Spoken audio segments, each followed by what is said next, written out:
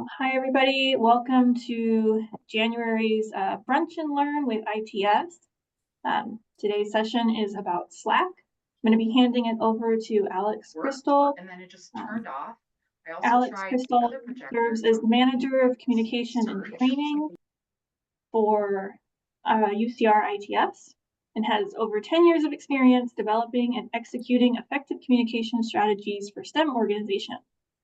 So she is going to share with us all kinds of cool stuff about Slack. I'm going to go ahead and hand it over. Thank you, Sarah. I appreciate the introduction. And can you just confirm we can see my screen okay? Yeah. Perfect.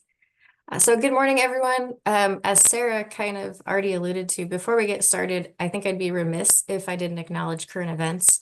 Obviously, the fires are still raging in LA, people are without power. And so whether you've been personally affected or it's just been weighing heavily on your mind, I appreciate you making the mental space for this lunch and learn this morning. There's a lot going on at UCR, some exciting changes, but I appreciate there's a lot going on in our personal lives too. So with that said, I will be presenting on Slack this morning, but I want to make sure that I acknowledge the technical team who is also here. These are the folks behind Slack who are helping to ensure its success at UCR and providing support to you if you need it. So I'd like to introduce Associate Director of Campus Integrated Applications, Adelaida Diaz. I'd like to introduce Lead Student Systems Analyst, Tolga Arislan. And I'd like to introduce Learning Systems Analyst Sharon Kidwell. So those folks are also on the call and happy to answer technical questions if you have them. But this won't be a technical presentation, really just more of a high level of Slack, which is UCR's official communication and collaboration tool. So as far as a little bit of interaction, would folks mind letting us know in the chat whether or not you're currently utilizing Slack? And nothing to be embarrassed about if you're not, just getting a sense of where folks are at as they're coming into this presentation.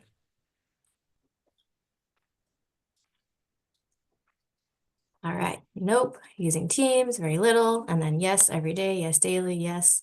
Getting started this week, only for staff assembly, no Teams and Trello.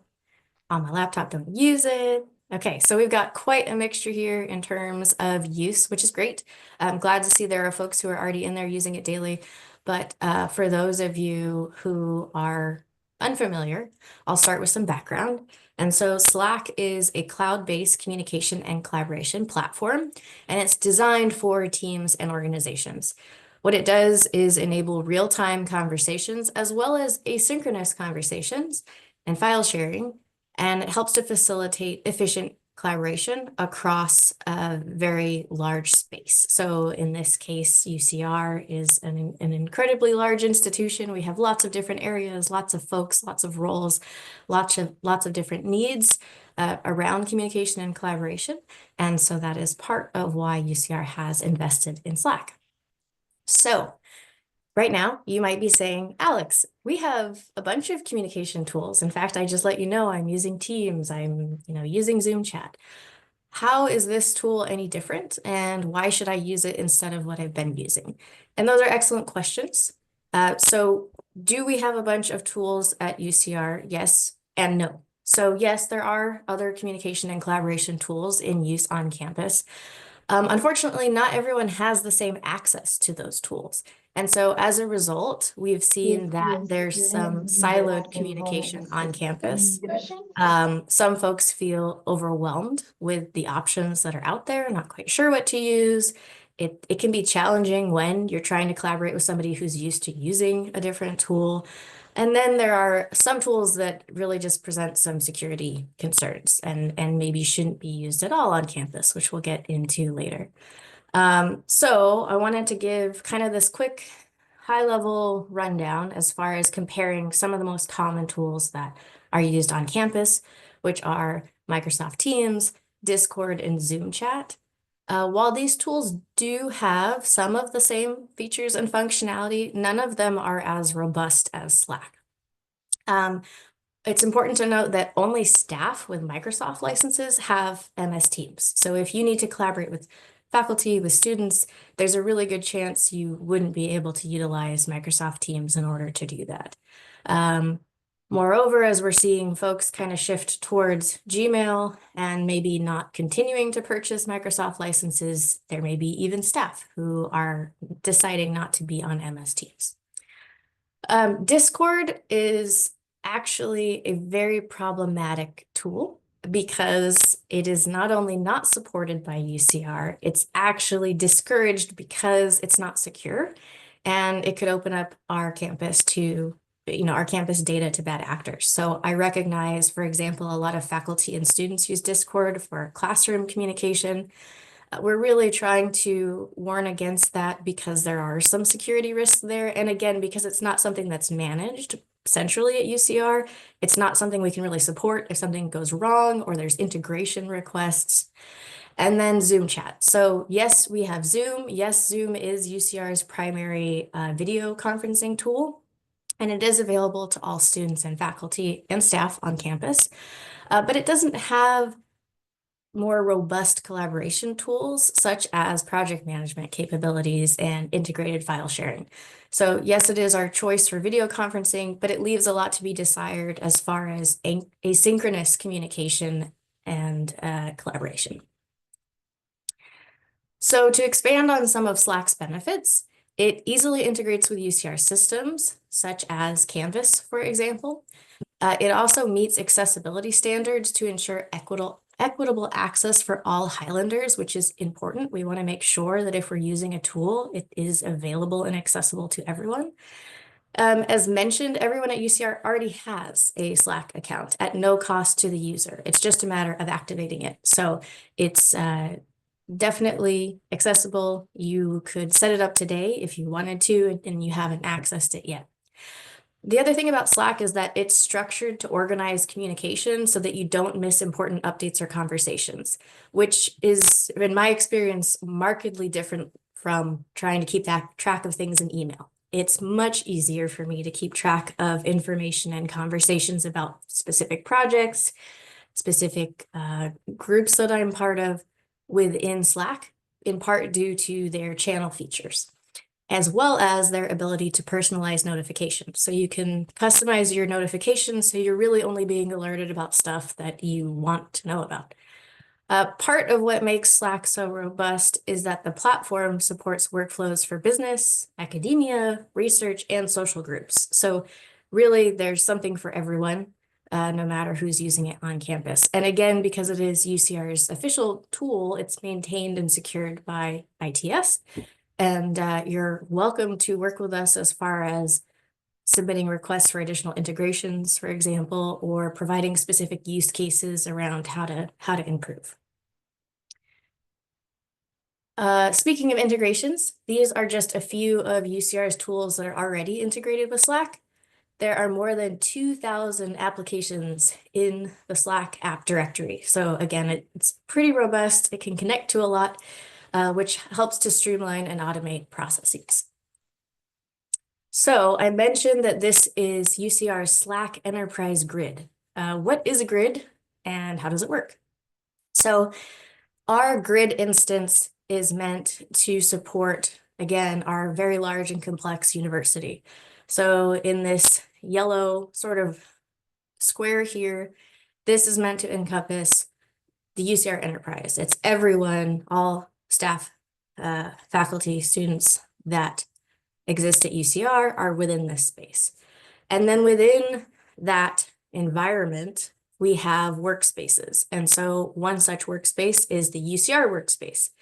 The UCR workspace has been set up so that all faculty, staff, students are part of this workspace automatically. And this is really a workspace where you can connect with anyone you need to on campus to collaborate. Within that workspace, though, that you have access to, you can set up your own private channels, maybe for a department or for a specific project team you're working on. Maybe it's a cross-departmental project team.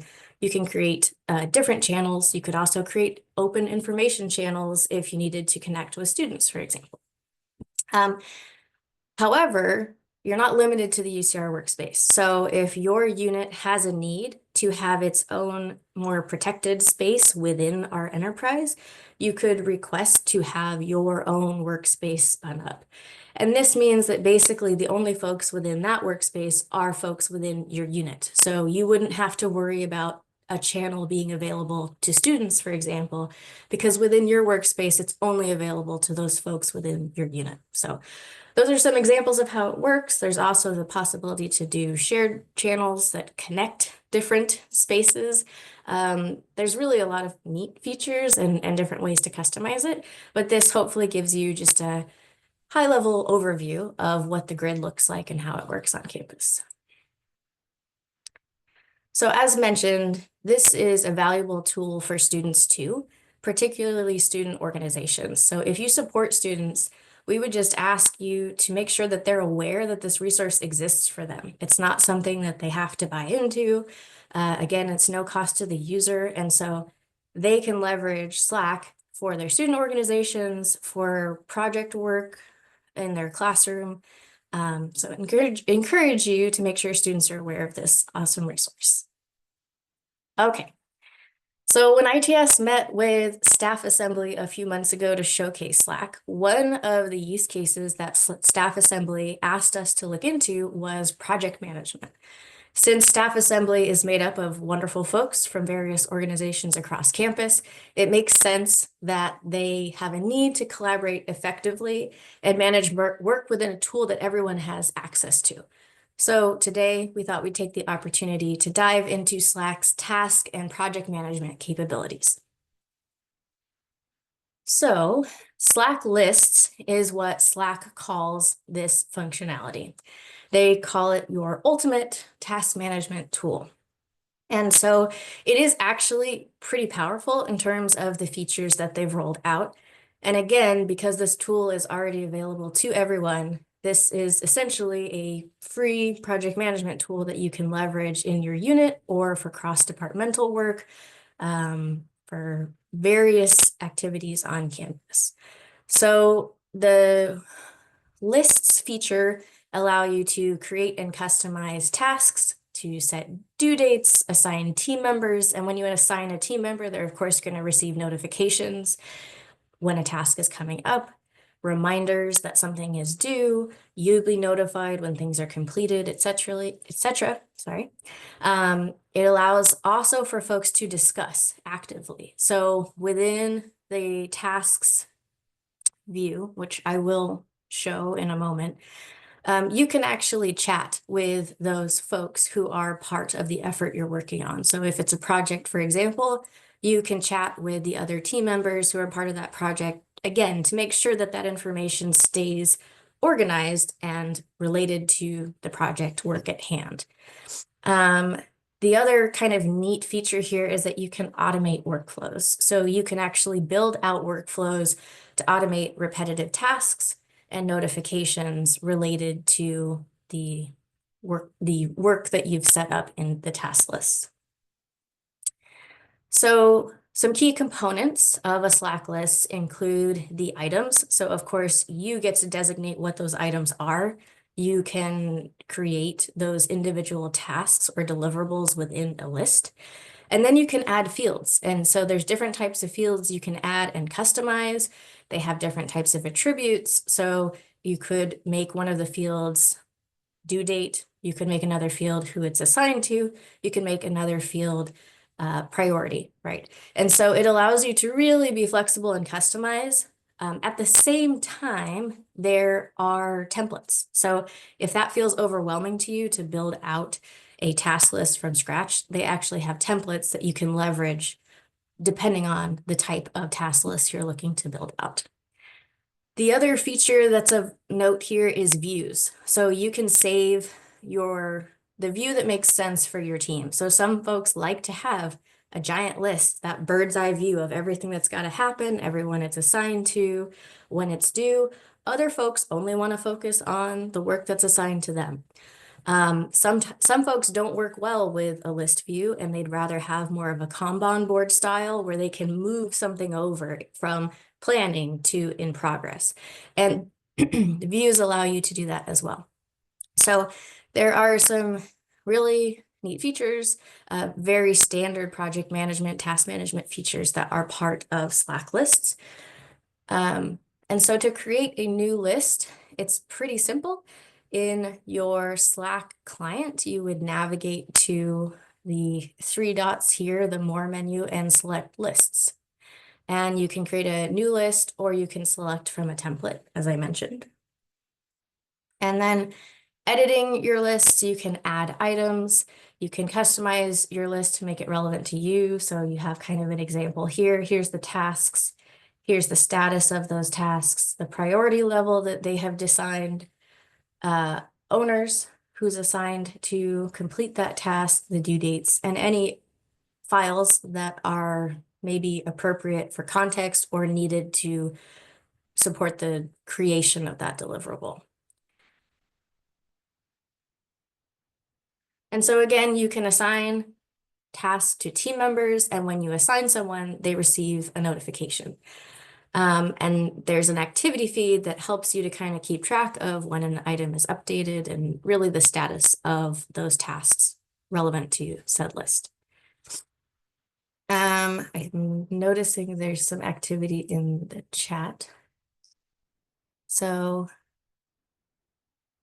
yes, you will have access to the slide deck, and this is also being recorded as well, so you can reference the video if you would like to.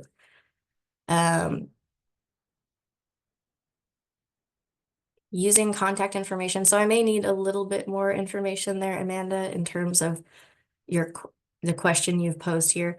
But you'll notice that in lists, when you go to type in someone's name, it's going to pull folks from the UCR Enterprise Grid. So depending on what workspace you've created that list in, those are the folks who are going to be available for you to choose from. There probably are ways to add in other folks not in there, but I'd need to ask the technical team to confirm whether or not that's possible. Just to chime in that answer, basically we prefer netid@ucr.edu format. So for example, in the second line, I see second question, the medical school was that email. It's not going to be like there's this thing called regular members, and those are the native members, and we want you to use netid@ucr.edu, not other formats. And but if we have time, we can elaborate more. But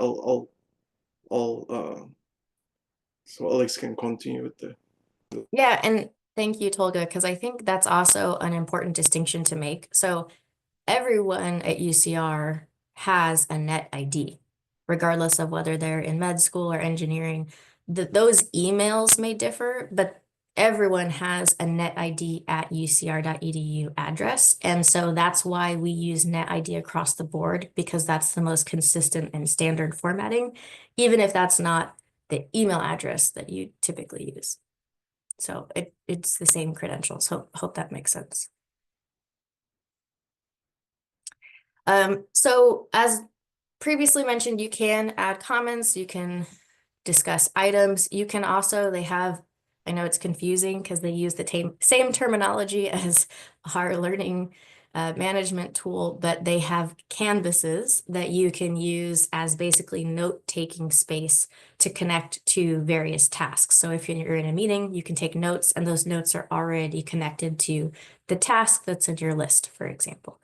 You can share lists with others for easy collaboration. They can be shared with individuals, with group DMs, as well as with channels. And you can pin lists to the header of a channel so that it's easy for everyone within the channel to access the list and kind of check where the project or effort is at.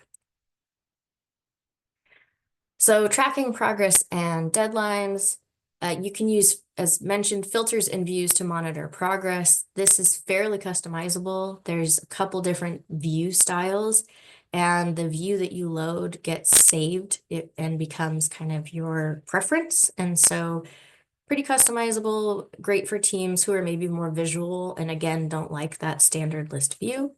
And of course, you can set due dates and reminders. All right. So Sorry, I'll go back one.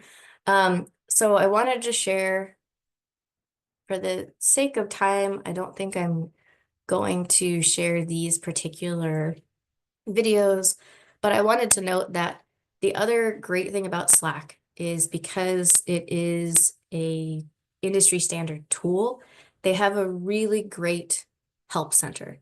They have video tutorials and knowledge-based articles, step-by-step guidance, and they keep it really up to date. So I did want to share a couple of resources. This first one is one of the video tutorials that you can reference that again speaks to how to use Slack list, like a general overview in case this didn't do it for you and you'd like some additional support with learning how to set up a list. And then another resource I want to share is related to this slide. So this video tutorial goes more in depth around how you can actually not only use Slack lists for task and project management, but you could use it to collect and triage requests or issues. So maybe you have a need for a very basic kind of ticketing system, and it's not a tool you currently have access to. You can actually set up Slack lists to be able to accommodate, again, at a very simplistic level, a ticketing system for you to be able to track and manage requests and tickets that come in. So I wanted to share those two resources because they do kind of a deeper dive. And then the very last resource that I wanted to share is, of course, our UCR webpage. And so this UCR webpage has more information about Slack at UCR, including guidance on how you can activate your account. Because again, you have an account, it's just a matter of activating it and getting in there. So there's some guidance on that webpage as well as help resources. So I think I saw all the questions that came in the chat so far, but I definitely would like to open it up if folks have other questions or would like to chat about any of the features that we went over.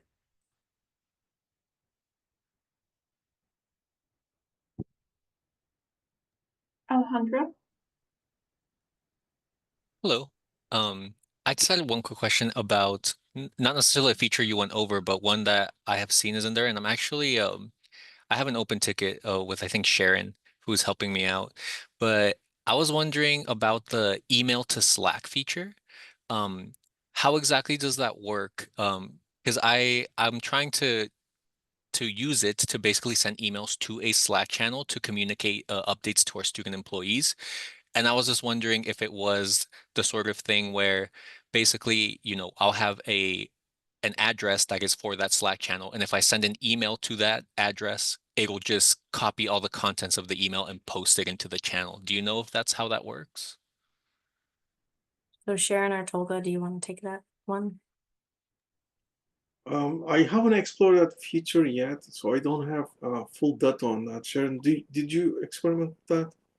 Well, currently that functionality isn't available to workspace owners. That's something that we have been looking into. So I don't have an answer to it at this moment. Okay. Yeah, I know we're trying to get that going, but I guess it's just difficult for me to know if that will even be helpful to us if I don't even know exactly how it works. That's the idea I have, but I guess having a little bit more information would be nice. We could definitely research that and provide some information that we find. All right, thank you. I appreciate it. And Alejandro, so you mentioned there's an open ticket for this item, correct? Correct. Okay, thank you. Yeah.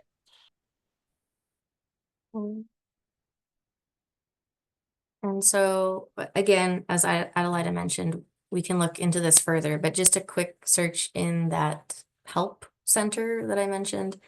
Looks like if you just want a sense of how it would work, Alejandro, they do have some guidance on what that would look like. Okay, thank you. Yeah, I'll visit that as well. So, Cindy? Hi, I am fairly new to the platform and I'm using it for our student leaders and our student workers in my department Just to confirm, it needs to be the UCR. A few of the students, when looking up their email addresses to invite them, they had that at email.ucr.edu, and they got a notification that they needed to wait for admin approval to have access to the private channel I created. I just want to make sure if that's the correct way to go, and I'll just wait, or making sure I get the actual different version that says at ucr.edu email for them. Sure. So netid at ucr.edu, that's the native format for Slack under Enterprise Grid. And we basically, a lot of all the UCR community members, that includes faculty, staff, and students, they all have NetIDs. So by default, they're automatically put in Slack, UCR Slack grid with that account information.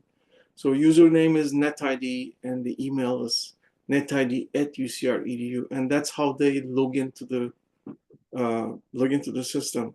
So if invitation went out incorrectly in a way that there is another connection method called Slack Connect, and it's basically tailored to people outside of UCR, and which has their own Slack community, and then you want to merge that. That's when we automatic approvals triggered. So basically, if the invitation sent out incorrectly, probably that's why we're getting those approvals. There are ways to invite natively to those people already in Slack that will not require our approval in that sense. And we can cover that maybe in detail with you, Cindy. I can have a Zoom meeting with you if you want. So basically, I can show you how to correctly invite users. But that's why it's triggering approvals, because it's probably trying to invite those people as Slack Connect instead of natively. Yeah, so it's not recognizing those as the NetID email addresses if those are the notifications they're receiving. It may be that the students are unclear on what their NetID is, and you can remind them that anytime that they have to single sign on into a UCR resource, it's that ID that they enter. So, you know, mine is Alex Ann C. My students might be Isaby001. Those are examples of net IDs. And so students may just not be as familiar, but they do know it because they have to use it probably every time they're on campus. Okay, thank you. I appreciate it. This was helpful. I have some homework to do. Thank you all. Great. And there's a message in the chat. If they decided to create a workspace for their department as an alternative to Teams, are there file storage limits for the work group?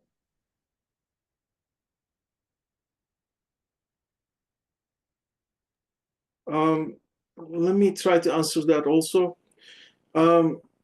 So basically, as far as I know, we don't have any file storage limits with our Canvas account. However, I have a recommendation instead. So usually Slack is like in terms of file storage, Slack is more powerful if you actually link your files to your existing storage. That could be Outlook or Microsoft OneDrive or Google G Drive. The way we recommend, the way my team is using is basically we are creating those storage spaces in that secondary places, and we're just linking the file. The reason I am saying that you can always send the file with your chat, that in the communication, that file can be transported through Slack. The thing is, Slack doesn't have organization in that storage. If you're doing this with a single file, once in a while, it's not a problem. But if you're working as a team and if you're working on a project, we recommend using the storage spaces and not in those either OneDrive or G Drive.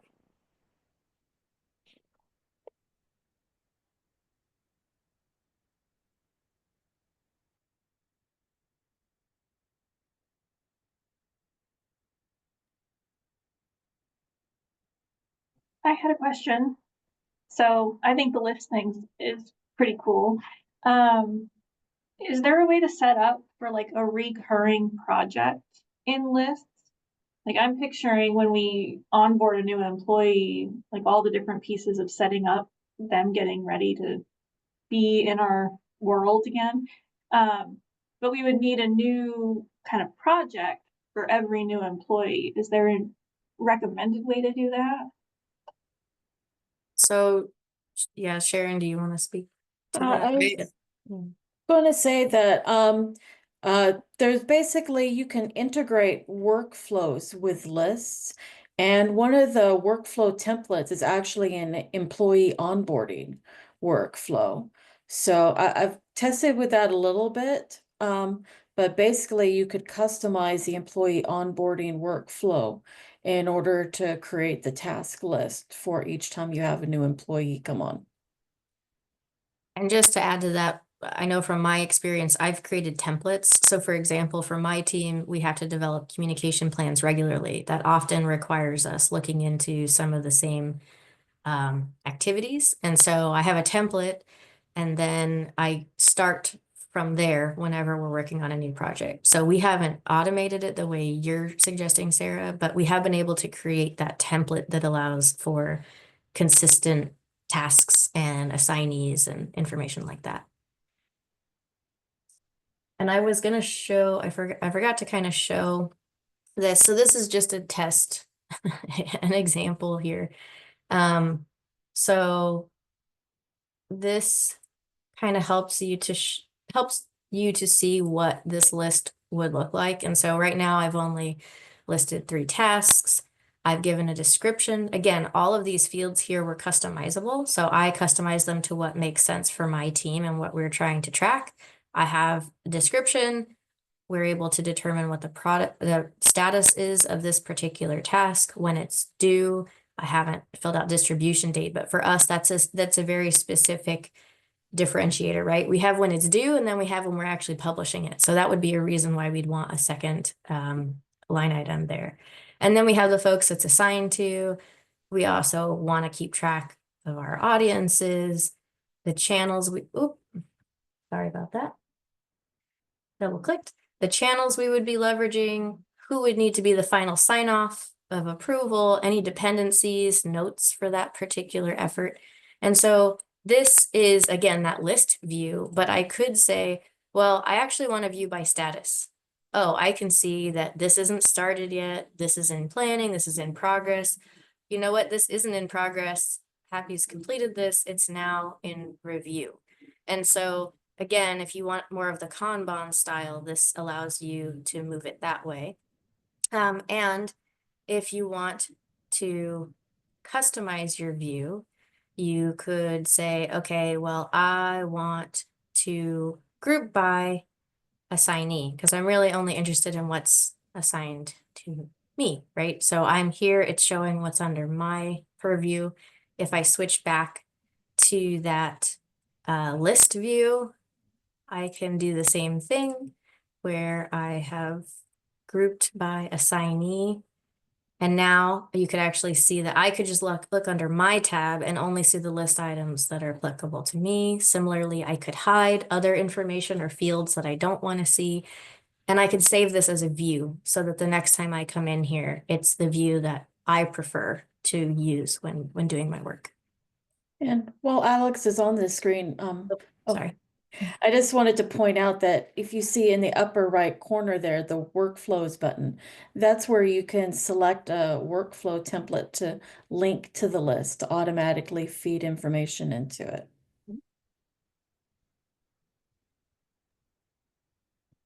Sorry, what do you mean by that? So for instance, like I said, there is, for example, an employee onboarding workflow. And there are also workflows that just create a form for people to input the information that will get added to the list. Okay. So this is kind of a shortcut for creating an automated process to connect to your list. Oh, cool. Okay. And within like this list, workflow, whatever it's called, these terminologies. List doesn't really make sense to me as a term, but I understand that's what Slack calls it. So I can see due dates like that are actual dates. Is there a way to set up a template so it's like 5 days from the day that I create the template for this project, this step has to happen, rather than having to specify each time specific due date? Almost like a dependency. Yeah, That's a good question. I don't know the answer to that. I don't know, Sharon, if you happen to know. I might be trying to be too fancy here. Yeah, to my knowledge, there isn't an, out of the box, just built-in method for doing that.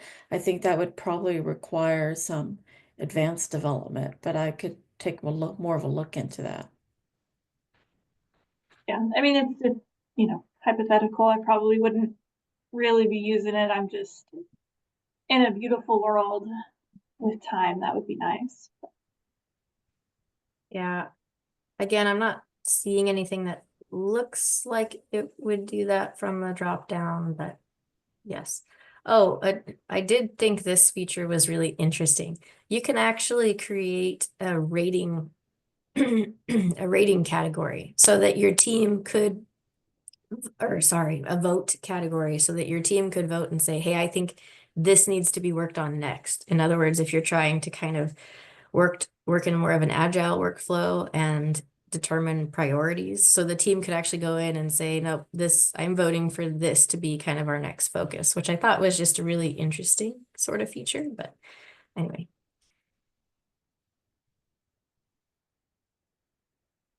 And again, you can share.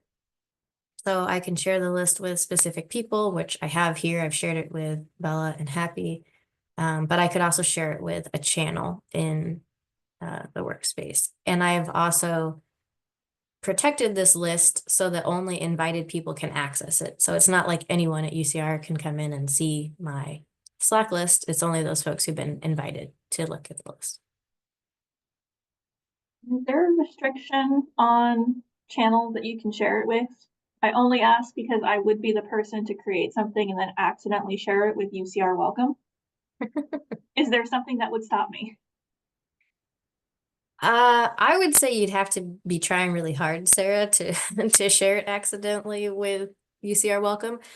I do believe, and correct me if I'm wrong, Sharon, but when you create a list, it depends on where you've created the list from, as far as which workspace it's in and which people would then and channels would then appear as options. Is that true? Do you know, Sharon? So it does depend upon how you create it, because there are several different starting points you can create a list from. So if you created the list by, going down by your profile icon and clicking the plus sign there, then from there you can create it anywhere you have access to. You can create one that only you have access to. You can create one that you share with a direct message group that you're in, a channel, a workspace. So from there, I suppose it would be theoretically easier to accidentally share it wrong with the wrong channel. But I think it would be pretty visible, and you'd be able to double check before you actually finished saving the changes and everything. So, and it'd be easy to back out of. But if you're creating it from the starting point of the, upper toolbar inside of a channel or workspace, then there'd be pretty much almost no risk of accidentally sharing it with the wrong channel at that point, because it'll automatically be setting it for that channel or that group direct message. Okay, thank you. And then Carmen had a question in the chat. Can you have multiple assignees per task? Also, how many files per task or file size capacity?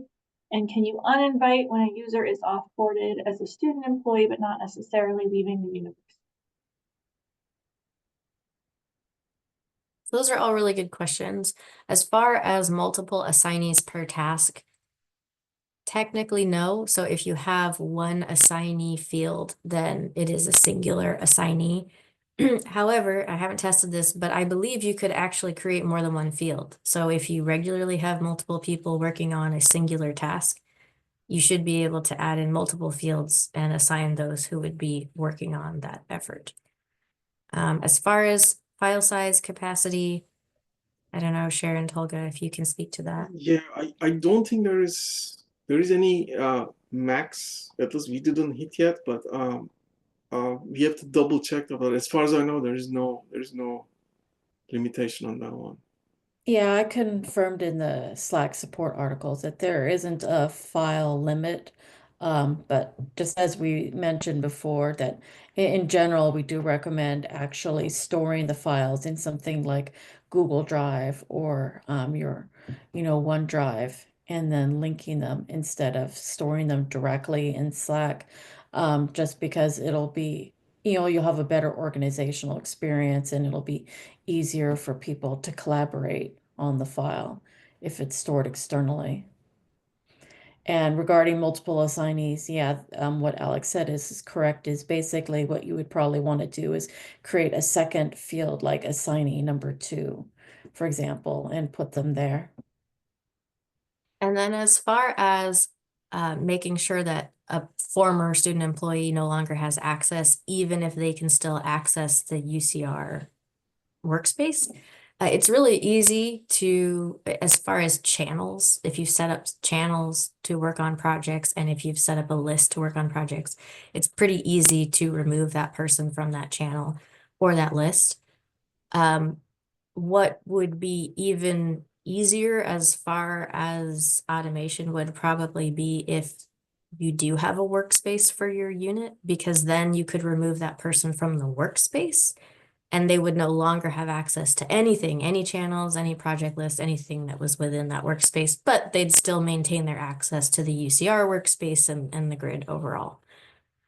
And then just a quick note, as far as licensing for this, it is automated or automated to a certain extent. So when a student does leave the university and becomes an alumni, they will no longer have access to the Slack environment. I don't know if Sharon, Tolga, you want to speak more to that process, but.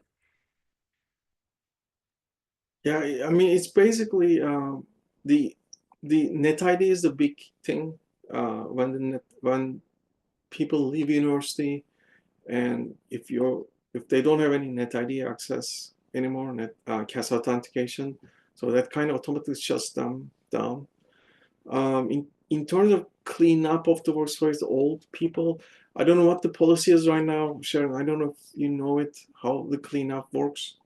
But also we are still internally we're trying to make that particular cleanup task more robust going further, but we have internal discussions on that one. But like Alex said, it's very easy to manage your members from your dashboards or channels, so you can easily remove that students by yourself, basically, or any user.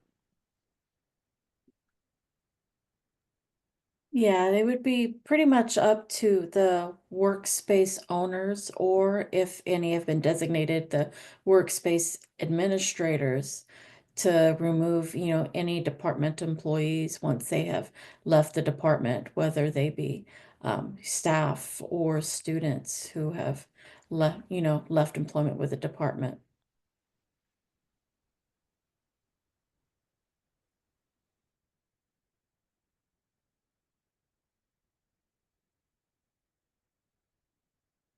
These have been great questions. Any other questions or Carlos? Yes, hi, thanks for the presentation. I just had a question about tasks and the any type of reporting that you can do on that. Are you able to archive tasks that have been done, say, like for a year? And then also, are you able to kind of create any type of charts to see, how many of a particular task were completed? I'm just thinking about maybe applying this to our own work functions in the library, where we may get an email for assistance. We complete it, but it just exists as an email. We don't really kind of keep it track in a database or anything like that?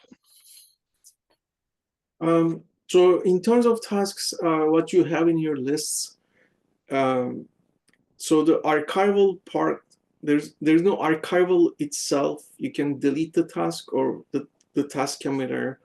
For your view, as we discussed previously, you can actually change your view to active tasks.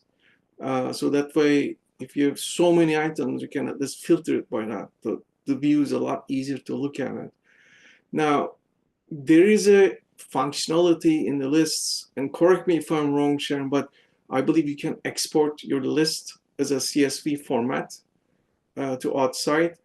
By itself, there's no chart capability, I believe. However, if you export that as CSV as an Excel, you can actually chart it in that third-party tool, in Excel, basically. But natively, there's no charting based on those lists, I believe. Yeah, that is correct. So you can export the, list to a CSV and then manipulate it in Excel or the, spreadsheet tool of your choice. Also, Slack has mentioned that on the horizon, they do have the ability to archive list items coming up, but I don't have a timeline for that yet. Great, thank you. One great thing about Slack is they're constantly developing stuff. They're introducing new features. So the support is amazing, what they do, and we have every month we have updates. They're adding new features all the time. So even if it's not doing right now, it's possible that in the future it might come as a feature in Slack.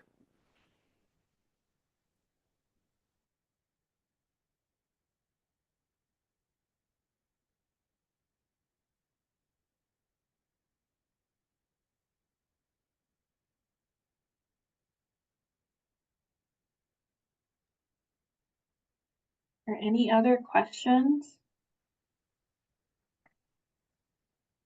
It's been really great information. I really appreciate it. I personally have just been using Slack to send messages, so seeing all the other things it can do is pretty amazing. Yeah, it's pretty neat. There is a learning curve there, of course, but as Tolga just mentioned, their help center resources are awesome. I've found them to be extremely helpful. So being able to get up to speed and kind of learn how to use some of the features, as long as you can make some time for it, I think it's definitely feasible. So I hope everyone here gets a chance to kind of dive in and start looking into what you can do with Slack. Being no other questions, thank you all for joining us at this brunch/lunch and learn. Thank you to ITS, Alex, and the rest of the team. It's been really great information. We definitely appreciate it. Thank you all for joining. I'm gonna go ahead and